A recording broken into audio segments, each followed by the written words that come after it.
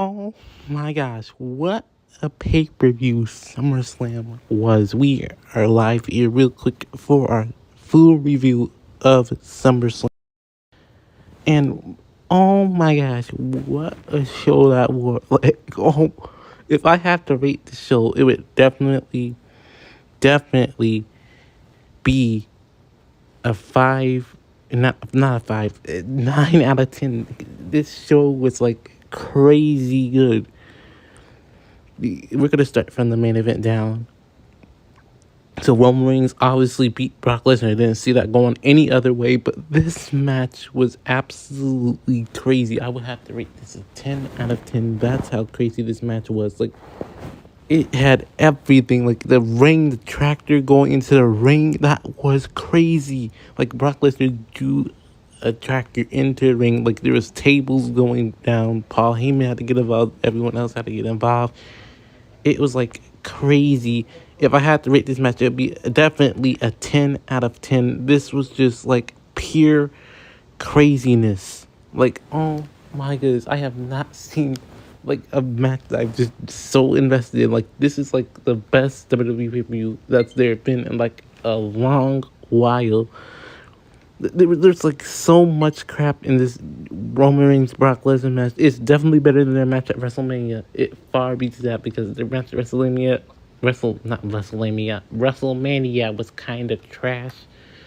Like, it was trash. Like, their match at WrestleMania was trash. This makes up for it. Like, this was exactly what it should be in the last man standing match, and it absolutely delivered. Like, it absolutely delivered in that sense that it was like a last man standing match. Now Roman Reigns did get beat up like halfway all through the match, which I did not like. Like, they should have gave Roman Reigns some more stuff. They should have gave Roman Reigns some more stuff to do, like beat up Brock Lesnar, make him look strong. But I guess they didn't want to do that for some reason. They didn't want to make Brock Lesnar look strong. I don't know. I mean, not Brock Lesnar. Roman Reigns looks strong. I don't know. But they definitely just start booking him stronger. They want him to keep the title for like a long time. Just keep having him beat up every 5 seconds. Anyways, like look. This is the moment. Like, can I play this? Look at that. Look at that moment. He lifted up the trailer and it went like that. Like, he lifted up the trailer. It made the ring tilt. Like, I have never seen anything like that in WWE before. Like, nothing like that has ever happened in WWE. Okay, Liv Morgan retains against Ronda Rousey. Ronda Rousey did turn heel in this match. That was like a pretty decent match. Riddle and Seth Rollins had a little brawl. Don't know why they didn't have a match. Like, they could have easily had like a match, like maybe like a 1-2 minute match. But I guess they didn't have that match. I don't know why. Like, they could have easily had a match. Easily put on for like 5 minutes. Like, they could have easily did 5 minutes to a show, and that wouldn't really cause any problems. They just had like a little brawl. I guess they're gonna have like a full match at Clash of the Castle. I think that's the next WWE pay-per-view. I don't think WWE have a pay-per-view in August. Yeah, so their next pay-per-view, unless they have a pay-per-view in August, the next pay-per-view is Clash of the Castle. I can't talk. I keep saying Castle. It's Castle. The Usos defeated the Street Profits. Really not surprising. That was a pretty decent match to me. Like, I would rate that match 6 out of 10. Really wasn't much. Probably the same as their other matches. You saw a little bit of tag team action. You saw them going back and forth. So that's what happened there, as far as that match goes. And then we have Pat McAfee pins Happy Corbin. I really didn't pay much attention to this. This is like a bathroom break match. I'm sorry. I did not like this match at all. I don't know why this match even was here in the first place. I did not enjoy this match whatsoever. Not one bit. I'm not a fan. I was not a fan of the Pat McAfee match at all whatsoever.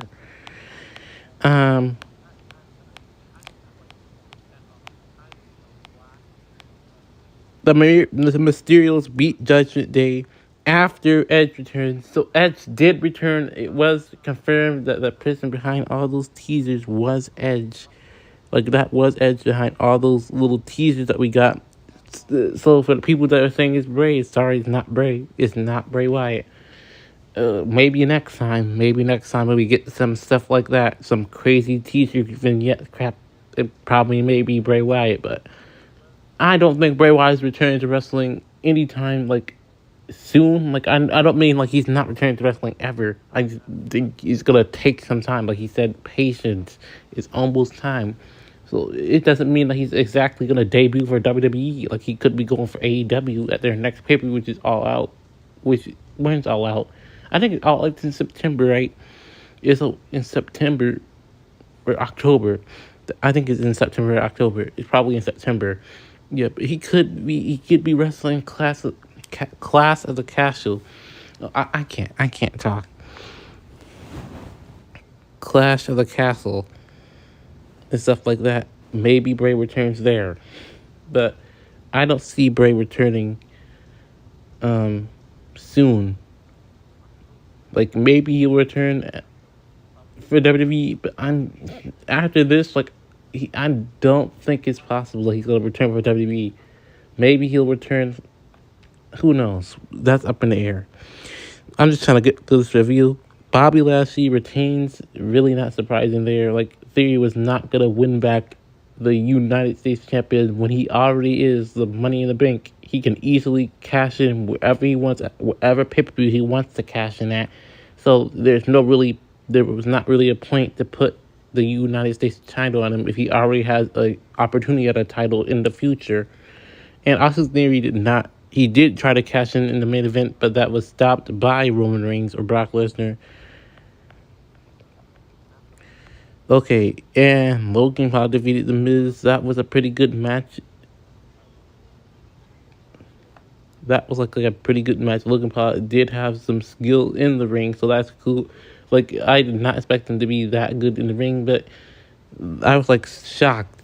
That match was really good. Ciampa did try to get involved. AJ Styles stopped him though, so he didn't get that far. So I guess AJ Styles and Ciampa may be heading to a feud at the Clash of the Castle, something like that. Was that our opening match?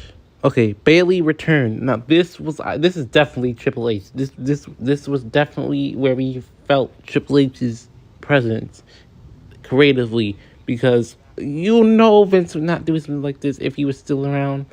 Bayley returned, and not only Dakota Kai returned. Dakota Kai was released like some time ago. I think she was released like a few months ago. If I'm wrong. Yeah, I don't think I'm wrong. Like, Dakota Kai was like gone, but Triple H brought her back, and she's with Bayley's with not Becky Lynch, Dakota Kai, and who else? Someone else was with her. It doesn't say here. Like, former champion made her review. Her music hit. She walked down the ramp. Trash talk with her. Dakota Kai's music. She hit really. Then we got a third very exciting. Okay, Io Shirai, definitely.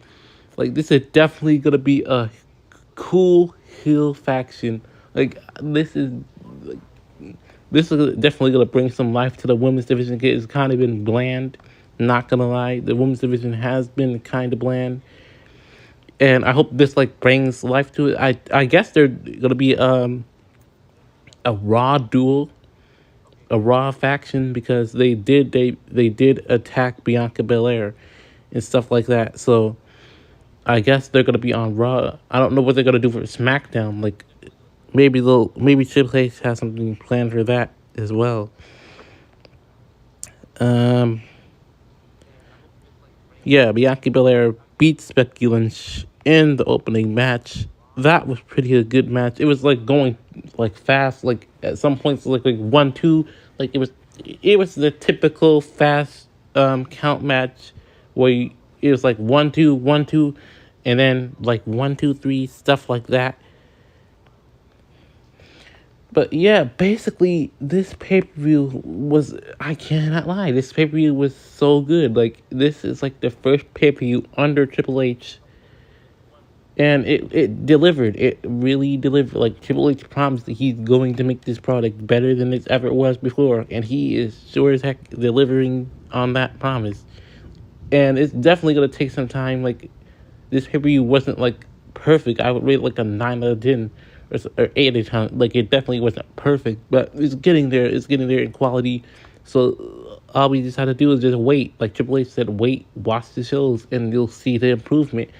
Now we're not gonna see improvement overnight. Like, it's not gonna be like Monday Night Raw, so it'll be like perfect every single week. We're just gonna have to wait, and then we'll see the improvement and stuff. But Triple H is definitely not lying. Like, he's taking like ideas from other superstars. Like, he's giving people a chance creatively. I wouldn't be surprised if we started seeing like more people from like NXT showing up in the next few weeks on Raw and SmackDown. Like, Triple H bringing some people up that he thinks are worthy of coming up to the main roster to debut. Like, we may be seeing some faces from NXT coming up and booked correctly and not have their names cut. I hope they get rid of that stupid policy where you have to get your names cut, because that was really stupid. The only reason the cutting your name crap existed because Vince McMahon had a memory loss and he couldn't remember people's names because he's old. Like, he was 77. I'm not trying to be mean there, but he was like really old, and he just couldn't remember people's names. So that's why he had like, hey, we need to cut down their names. So I hope Triple H or someone can get rid of that, because that was like pretty stupid. Like, there's no reason to cut a superstar's name anymore. Like, we may get like one more incident where that happens, but after that, like, don't cut anyone's name unless it's like absolutely necessary. Unless it's like a name that no one can pronounce, please don't cut people's names, because that really does not make any sense. Like, unless it's like a name where no one can pronounce, not even the WWE Universe can pronounce, that's when you cut people's name. Like, okay, the WWE Universe cannot pronounce this superstar's name, so we're gonna have to change the name to something that the superstar and the universe can pronounce. Stuff like that. Like, that's the only way I could see that possibly happening. But that was only in effect because Vince McMahon memory loss, stuff like that. But overall, this pay-per-view is like so good. Like, I know I haven't been live in a while, but we will start doing this weekly, like these reviews. We may not do every single Raw and every single SmackDown, but we definitely will be live for like pay-per-views like this. Like, see what changes, stuff like that. Like, a lot did change. Like, you could feel like this is like Triple H's first pay-per-view, because Vince McMahon retired 3 days before Money in the Bank, I believe. So this is Triple H's like legit first pay-per-view, which is crazy. Like, it was crazy good. 9 out of 10, like I said.